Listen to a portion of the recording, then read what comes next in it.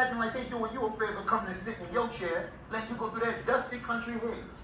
And then they got the nerve not to tip, like I'm some sort of signpost candidate. They could have spent their money somewhere else. Could have, but they didn't. And do you know why? Why? Because I'm the best barber on this side here. Listen to this boy here. And y'all know I ain't lying about that.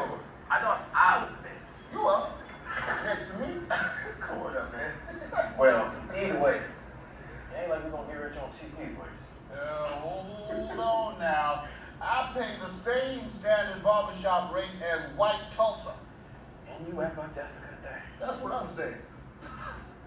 Funny thing is, those brothers who can't find their pockets be the same who come in with those oil barons on Northington and Burris charter plane and ride in on their jitneys and expensive watches, Oxford shoes, trying to outspark in the Dreamland market. You ain't lying. I mean, see, without tip, how am I supposed to buy my mama's Lula William cans? I mean, this here is the only job that a Negro such as myself can stake out living. George, you won't be staking a living for long. You keep using words like Negro in my shop. It's a free country. Now see you in it. TC reminds me of my daddy. He read a flyer about an opportunity for the color man and came to make his fortune. See, he's from a school that believes hard work and material prosperity will want us to white folks respect. Can you believe that? You don't want to know what I think. Jerome, don't you get them started. That's why they moved here, so we can be fully integrated into free America, once and for all. Ain't that right, TC? You are living in it now, Jerome. Look around you. Separate, but equal. This is our promised land. Show our equality to the white man by achieving America's highest ideals. We could buy us a seat at the table. That's what you did. What we learn now, them high yellow brothers already know that in the end, color, white, people are just people. But left unchecked, those people could be a dangerous mob. See, with our dreams of self-worth measured against our inherent gifts, we would not reach a place in the world across the climate of our current station in this country. Let the church say amen. White folks just cross those tracks, hate us for doing better than they do, and they will use our success to justify their hate. Take me out of Little Africa and take me back to Mother Africa. Like Marcus Garvey said, I am a tree without roots. Or something like that. That's not what he said. It's some truth to what you say, Jerome. But you gotta remember, I was a little older than you. I remember how it was before we had a close, prosperous community like we got here in Greenwood. Yeah. It'll do you some good to take time to see how far we've come. That is what's gonna give you the energy to go forward. You heard Reverend Whittaker's sermon the other day about how we're all God's creatures? I was there. He said, do not consider his appearance or his height, for I have rejected him. See, people, they look at the outward appearance. But the Lord looks at God. Everybody know I got a big heart. That's not what my pockets say. But what else you say, Jerome? He said, but you take courage. Do not let your hands be weak, for your work shall be rewarded.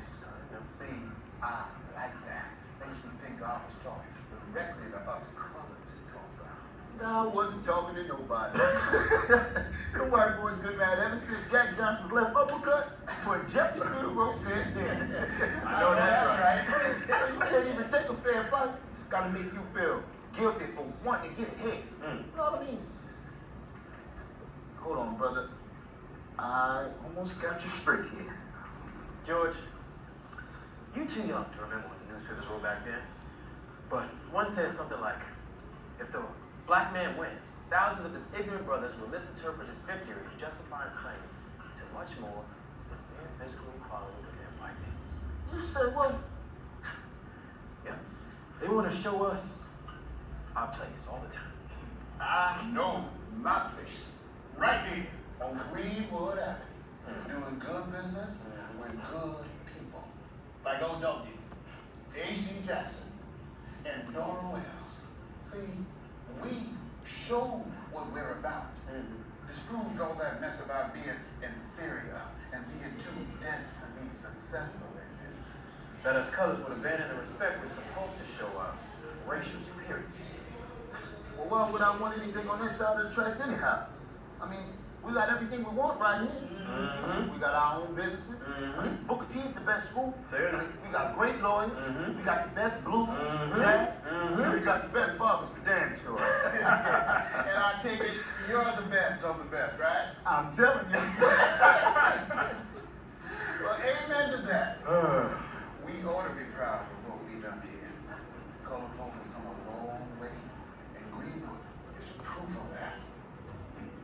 For the first time in the history of this country, we live in a time when a black man has a chance to build something he can pass on to his kids, his grandkids, and on and on. Yeah, but don't forget, they got the Klan marching in Washington, D.C., racial riots all across the country, and police on that side of the tracks. Somebody woke up on the wrong side today. All them books you read, don't any of them say anything about hope? Well, I'm plenty over. Just letting y'all know. Gonna fool me. Say, TC, Miss Flora still making her chicken fried steak tonight? That's all right, all right. You got to come over. It's Thursday, so she's stopping by here on her way to make a few littles to get her hair cut before she go out tonight. All right.